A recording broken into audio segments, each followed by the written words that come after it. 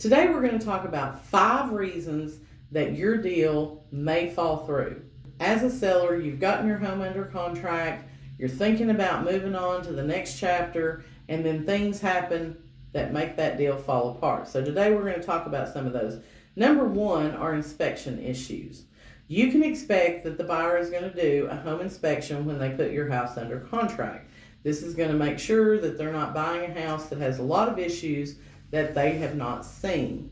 So if significant repairs are required, for instance, if the house needs a new roof, and you as the seller aren't willing to pay that for the buyer, then that buyer may back out. If you have foundational issues with your house, that could be a deal killer for a buyer as well. So inspection issues are typically the number 1 reason that a deal falls apart.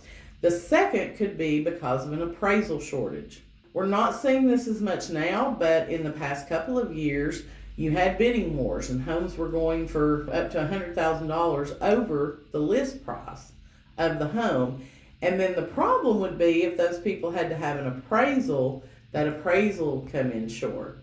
So most of the time when there was a huge gap between the purchase price and the list price, they would have an appraisal gap contingency saying if there's a shortage, then that buyer agrees to pay it with cash.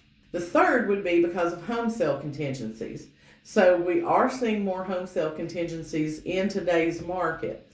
If the buyer has a home that they need to sell in order to purchase yours, and the buyer of their home falls out, then that causes their purchase of your home to fall out as well.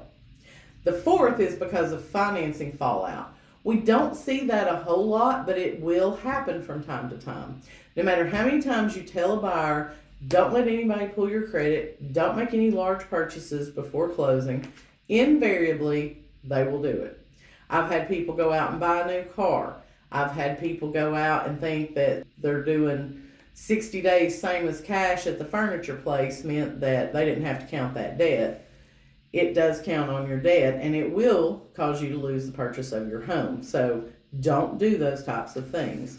The last is interested but inexperienced buyers. So you've got a buyer who's gung-ho, they're ready to purchase a house, but they may be a first-time home buyer. They may be paired up with an agent who is not experienced and doesn't know how to guide them through the process.